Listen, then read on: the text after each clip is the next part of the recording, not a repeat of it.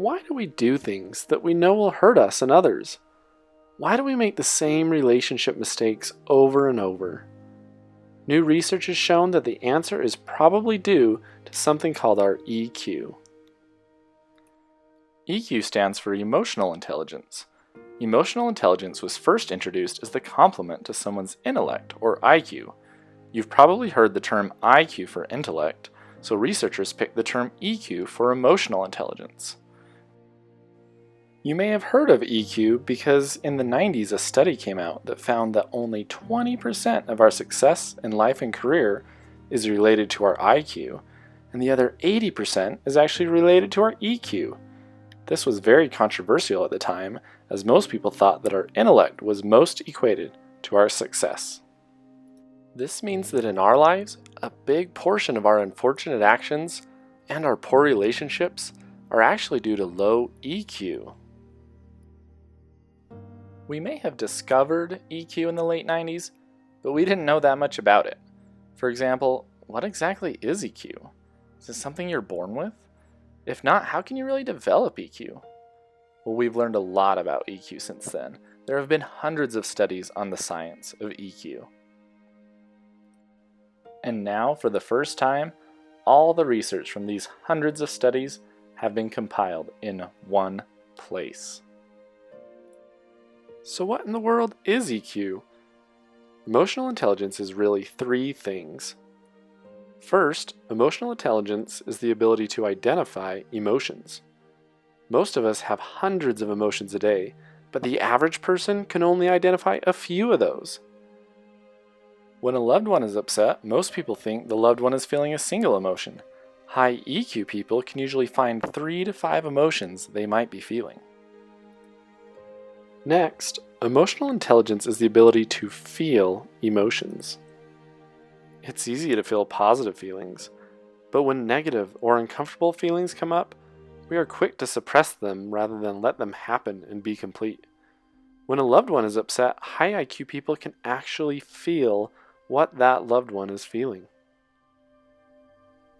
Third, emotional intelligence is the ability to understand why we are feeling our emotions. Most of us get so caught up in the moment of an emotion that we don't take the time to really think about why we are feeling a certain way. High EQ people can dive below the surface and find the root cause of why they are feeling emotions. EQ starts with you. First, you identify what you are feeling, feel what you are feeling, and understand why you are feeling it. Next, you can move on to others. Identify what others are feeling, feel what others are feeling, and help others understand why they are feeling something. Before we go any further, let's recognize that all this talk about feelings may feel cheesy and uncomfortable, or maybe your brain is screaming, boring. So before we look at each of the steps of EQ, let's talk about why learning EQ is so important. First, studies show that life satisfaction is directly related to EQ. In one study, they measured 75,000 people to see how their emotional intelligence related to their performance in life. This is a study that we just published of over 75,000 people around the world. And what you see on the vertical axis is life performance scores. That includes personal things like well-being and health, happiness, and work things like performance and effectiveness. And what you can see across the bottom is emotional intelligence scores, and there's this incredible correlation between those things. You notice there's nobody in the top left corner, nobody with really high performance scores and low emotional intelligence scores. And there's nobody, almost nobody in the bottom right corner with really high emotional intelligence and low performance. These things are like height and weight. They move together. And the skills of emotional intelligence are learnable. Next, studies show that the best decisions are made with a combination of intellect and emotional intelligence. Here's a little video that illustrates this. One recent study analyzed patients who had experienced damage to the amygdala, a primitive part of the brain that typically regulates emotions. What they discovered was that these patients had often lost their ability to feel emotions and make basic decisions. The implication of this discovery is that our decisions are not determined simply by logic or emotions alone, but rather a combination of the two. When we make a bad decision that affects our well-being, it is typically caused by an imbalance between our reasoning and our emotions.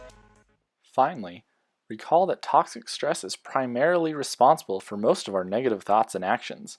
It drastically affects our life and even our lifespan. EQ is the foundation to healing toxic stress. EQ helps build deep bonds and process hurtful experiences, which are the cure to toxic stress. I'd like to share a quick story about how EQ helped in my own life. When I was growing up, I was a pretty emotionally attuned kid. I could read and feel emotions.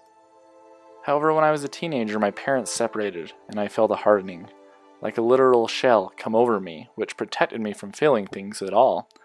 I began to think of feelings as weak and things to be ignored or hidden. What was really happening was I was beginning to accumulate toxic stress. I was still able to function fine, but both my professional performance and my personal relationships were limited. At work, I would often come across as withdrawn or short. I found conversations with colleagues would easily bore me, and I had low trust in people. At home, I found my relationships to be shallow. Everything was just another problem to be solved. Things seemed okay, but there was no real connection. It was not until I started to work on my EQ that I could start to cure this toxic stress, and things could start to change for the better. So now that we know what EQ is and how important it is, how do we build it? Well, the good news is that EQ isn't something you were born with. It's a skill that you learn. EQ is a practice. Studies have shown tremendous increases in EQ with just a little practice. In fact, the good news is that EQ can grow more quickly than something like IQ. Even with just a couple hours a week, you can make huge strides. So the next lessons will walk us through the steps to improve our EQ. So stay tuned and stick with it, and we'll see you in upcoming lessons.